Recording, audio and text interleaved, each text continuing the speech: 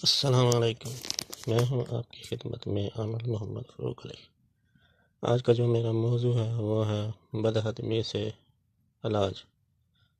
اس کے لیے جو ہے بہت سے علاج ہیں، پہلے بھی میں اس میں بتا چکا ہوں، لیکن اس میں اب روحانی علاج آپ کو بتایا جائے گا۔ بدہضمی میں روحانی علاج کیسے کریں؟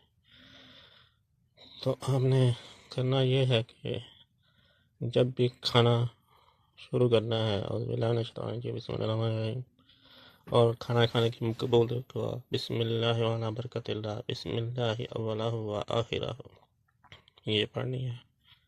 اور کھانا کھا کے اس کے پاس سورہ قریش لإیلاف قریش إیلافہم رحلۃ الشتاء والصیف فلیعبدوا رب هذا البیت الذی اطعمہم من جوع وآمنہم من خوف، یہ ایک دفعہ پڑھ لینی ہے۔ انشاءاللہ اس